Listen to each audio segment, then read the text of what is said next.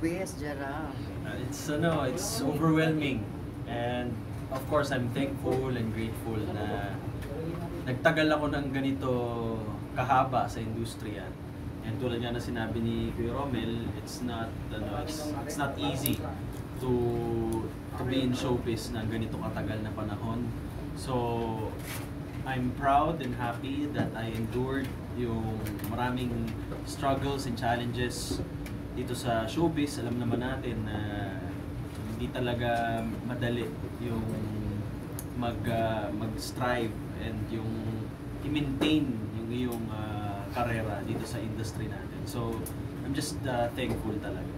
Ay, nabanggit mo nga yung struggles, yung challenge. Ano ang 3 big challenges ang nasagupa mo sa 18 years? Okay. So, yung unang-una I would say yung at the time that when we chose to be independent. Yun talaga yung doon nagsimula. Umalis ka sa big network. Yeah, umalis ako sa big network.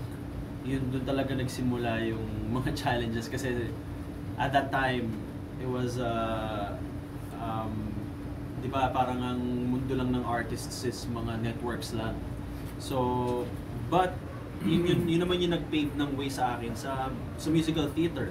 Kasi nung nag-independent ako, doon ako nakapag-musical theater. Doon ako nagsimula sa Gantimpala Theater Foundation. Doon ako nabigyan ng opportunity to play the role of our national hero, Dr. Jose Rizal, sa Sino Ka Ba Jose Rizal. And yun na yung nagmulat sa akin na I should focus on my artistry, kung ano ako as a performer.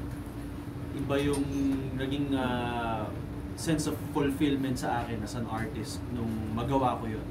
Kasi you just focus on your craft, you focus on the discipline, you focus on yung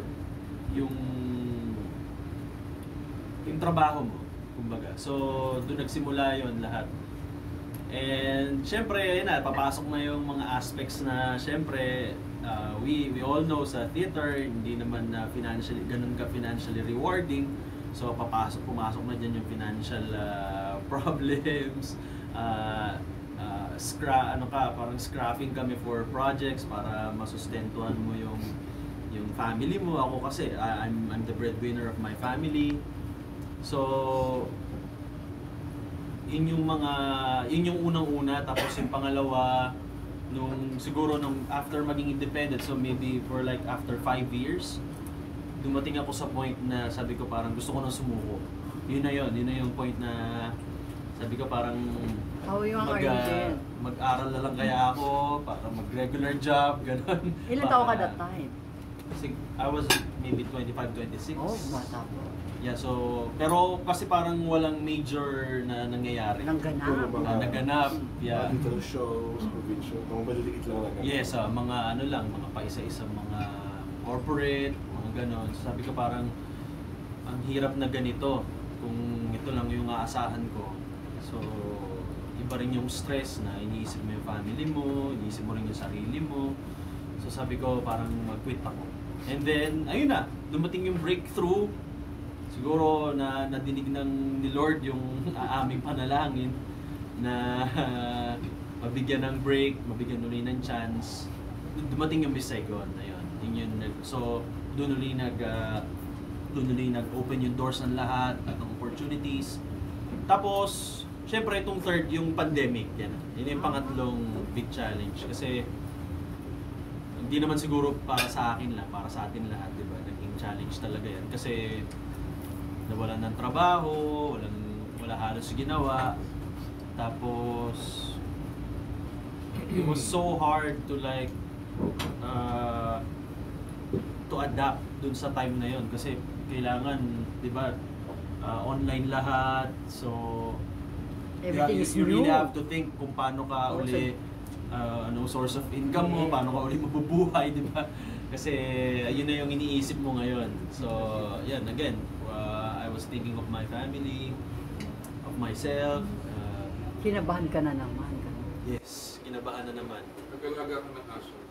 Yes, so yun nga. Ang naging result naman nun, yan, napapunta sa dog breeding business.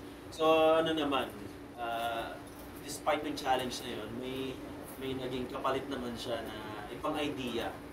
So ngayon, ito, pumapasok na kami sa business. So, yung 3 challenges na yun, I would say, kinailangan yun. Kinailangan yun para kung sino man ako ngayon, para kumbaga, kaya natuto akong tumayo sa sarili kong paa. Hi, thank you. Ano yung learnings mo from your international experiences? Especially from Miss Saigon, sa tingin mo, nakatulong talaga sa artistry? Yung unang-una siguro masabi ko yung independence and yung discipline. So, dun ko, kasi parang nag-ano na siya nagkatawag doon, parang precursor na siya kung paano mo aalagaan din yung career mo. Kasi kung hindi ka disiplinado, hindi ka rin magiging attentive, hindi ka magiging determined to really work it out sa yung craft mo, i-hone mo pa yung craft mo. So dahil doon sa discipline and then yung independence na kumbaga kaya mo palang mamuhay mag-isa. So ayun, doon ko natutunan na kumbaga gawin ko yung mga bagay na para mag-improve yung sarili ko. Na hindi na kailangan na parang pupukpukin ka pa, para kang pako na pupukpukin ka pa para ikaw yung para kumilos ka to improve yourself. So, yun yung naging biggest learning ko dun sa international stint. Did you feel bad that you were not cast in Miss Saigon Manila? Yung Dinadaba Kasuli recently? Because I know there was a clamor for you to be part of it. Nagkaroon parang online petition. Yeah. Somewhere along the way, they pushed. How did you feel about that? Of course, at first I was a little bit upset.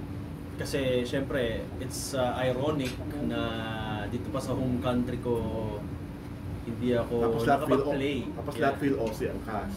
Yes, yeah, Phil Aussie yung cast. But inisip ko na lang, sabi ko, I had my time. You know, we all will have our time. So I played it for 2 years in the UK in the international tour and another 6 months in Denmark. So sabi ko parang okay naman na siguro yun. I could not ask for more. It would have been great if I was able to play here. Siyempre, ito yun. Kumbaga, at least parang finally nakita ng mga kababayan natin yung portrayal ko of Tui. But yun nga if it's for you, it's for you. Maybe yung dito sa Manila, it was not for me. But I had my time. I performed the role for 614 times. So, parang ano rin yun sa akin, parang closing chapter din siguro sa Miss Saigon journey ko. So now, ayan, I'm gonna go back to my pop roots this time para mag-reinvent ulit. Sabi ni Dr. Mamon kanina na